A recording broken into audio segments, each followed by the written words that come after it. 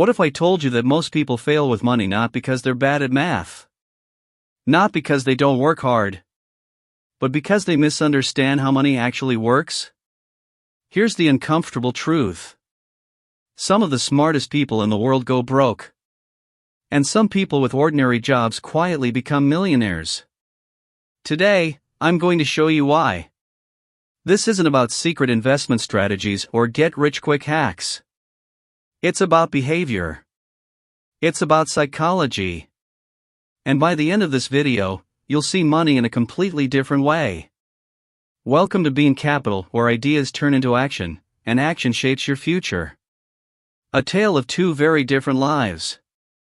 Let me start with a true story. There was a man named Arthur Coleman. He worked as a maintenance worker in a small town in Oregon. He drove a rusty pickup truck that was older than most of his neighbors. He wore the same jackets year after year, often patched instead of replaced. By every visible standard, Arthur looked broke. But when he passed away at the age of 89, people were stunned to discover that he had quietly accumulated over $8.5 million. No flashy lifestyle. No headlines. No social media presence. Just decades of steady investing in boring, dependable companies and the patience to let time do the heavy lifting. Now let's contrast that with someone very different. Victor Hale was a highly respected hedge fund executive. He had degrees from elite universities. He lives in a luxurious villa. He owned luxury cars, private memberships, and every symbol of success you could imagine.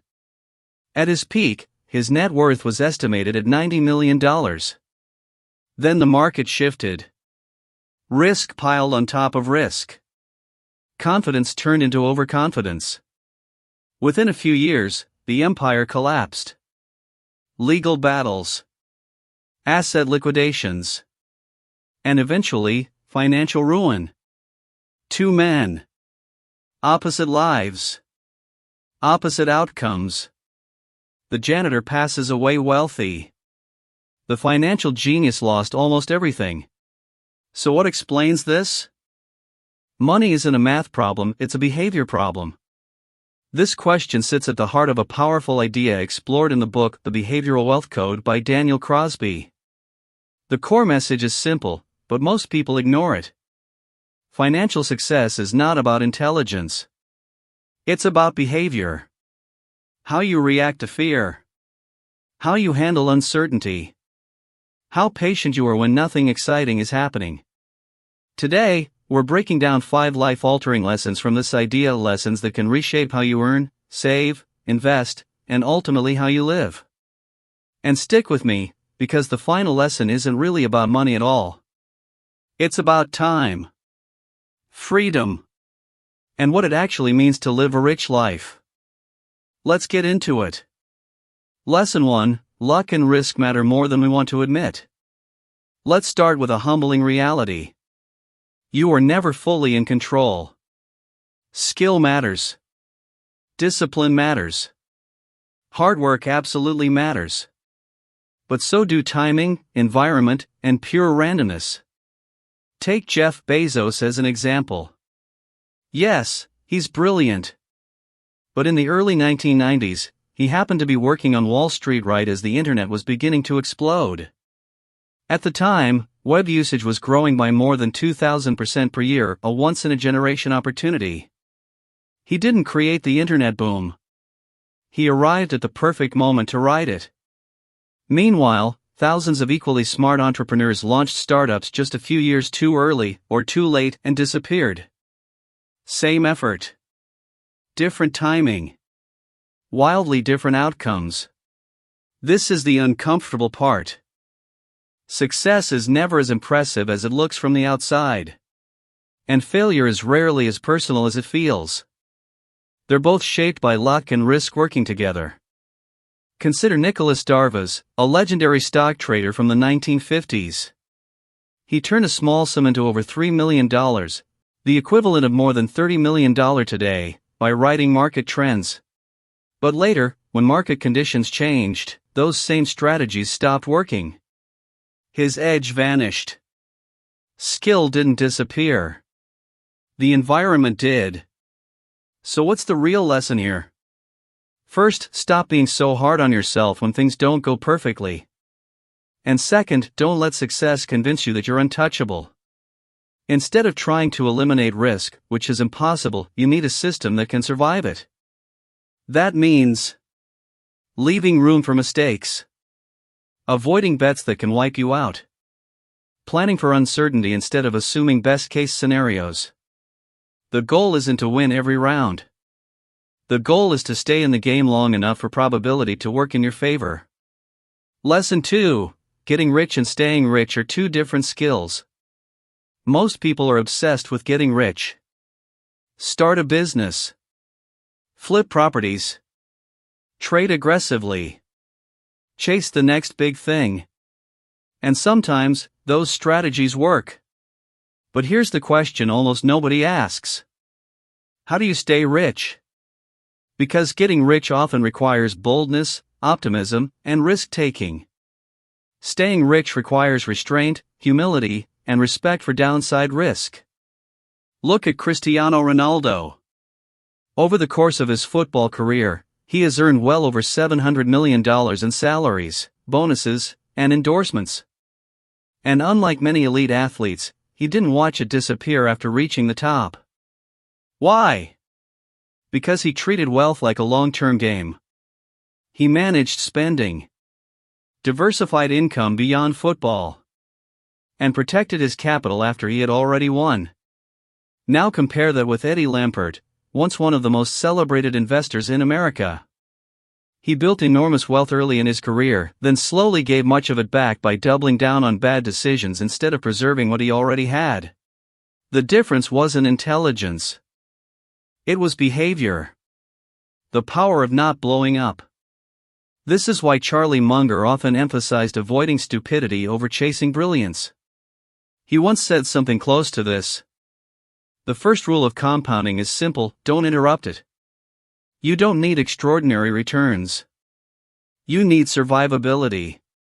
Because one catastrophic decision can erase decades of progress.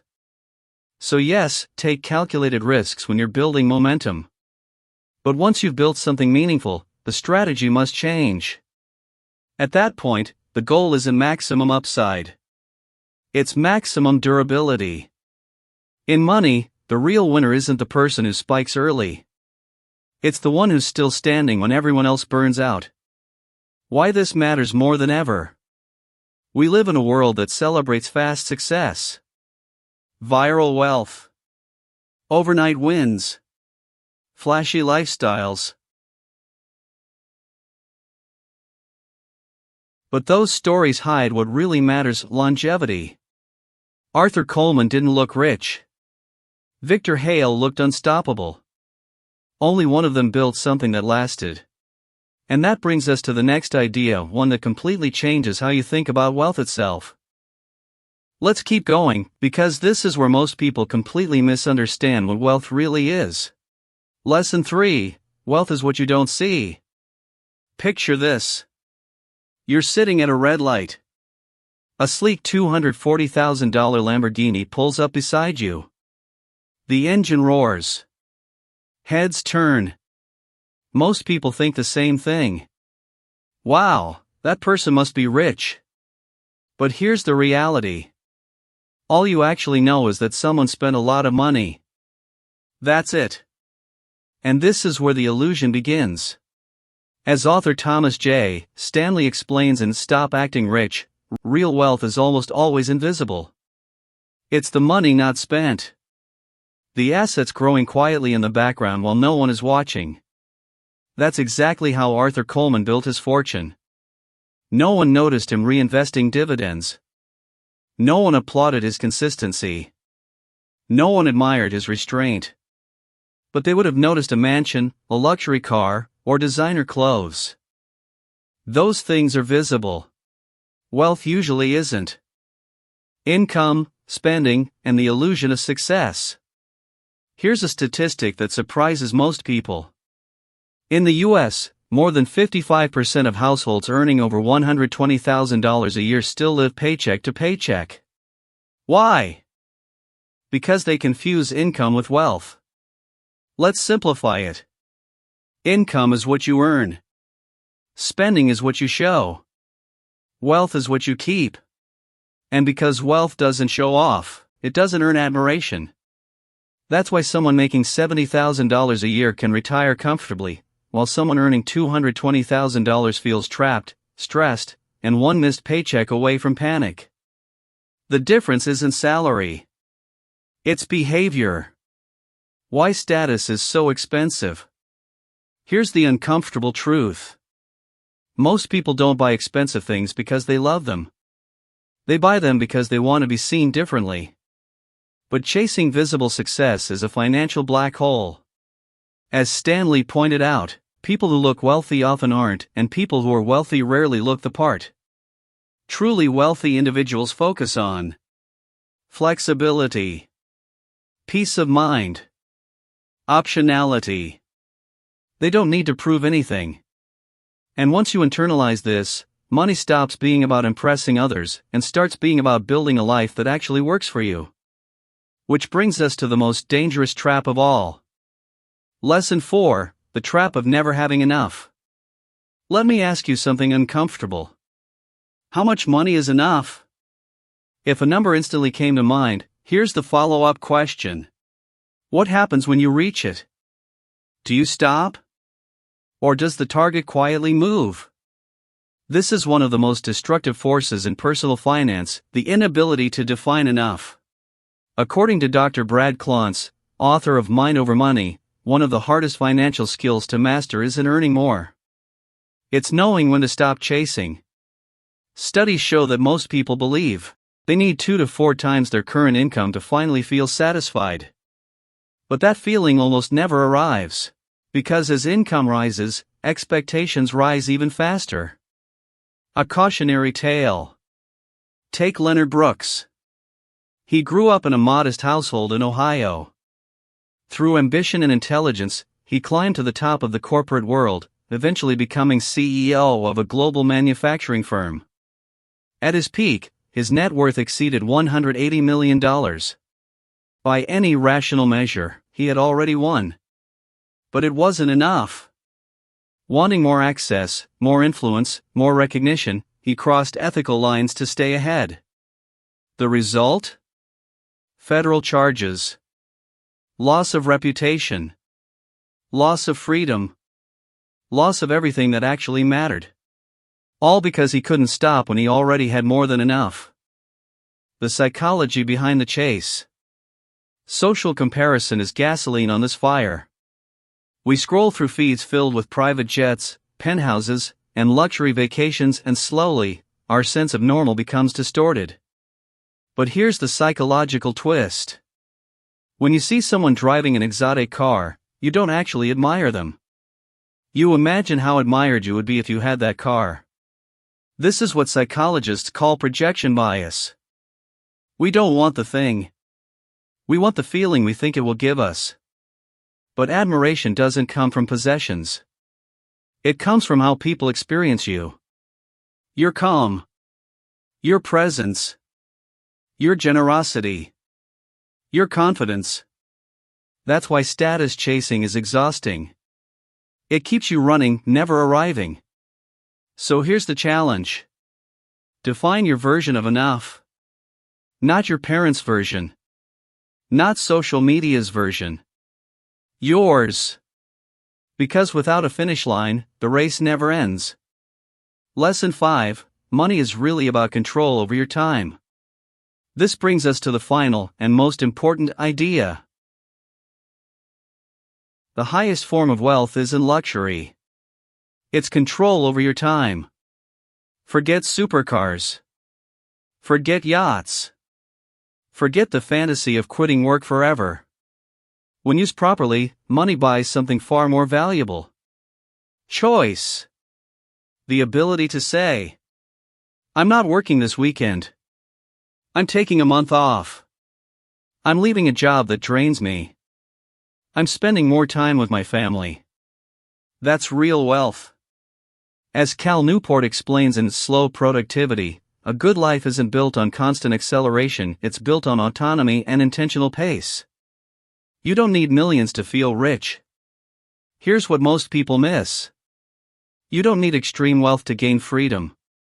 Even $15,000 to $30,000 in savings, roughly 3 to 6 months of expenses, can completely change how life feels. It means a layoff doesn't destroy you. A toxic boss doesn't control you. Decisions come from clarity, not panic. Every dollar saved is a small piece of control reclaimed. This isn't about deprivation. It's about alignment. Money isn't a scoreboard. It's a tool. A tool for building a life that feels calm, flexible, and intentional. Bringing it all together. Let's quickly recap the 5 core ideas. First, luck and risk are always present. Don't judge outcomes too quickly, and don't play games you can't afford to lose. Second, getting rich and staying rich require different skills. Learn how to take risks, and learn how to protect what you've built. Third, wealth is quiet. It lives in habits, not headlines. Fourth, enough is a finish line you must define for yourself. Without it, the chase never stops. And fifth, the real purpose of money is time freedom. Not status. Not stuff. But control over how you live your life. Because in the end, wealth isn't just a number. It's the ability to say no. It's space to breathe. It's time to rest, create, explore, and be present with the people you care about. That's what it truly means to be rich. If this video gave you a new way of thinking, hit the like button, it really helps the channel. Let me know in the comments which lesson hit you the hardest. I read them. And if you want to build wealth with intention, not just information, subscribe to Bean Capital channel. Thanks for watching. I'm Bean Capital, and I'll see you in the next one.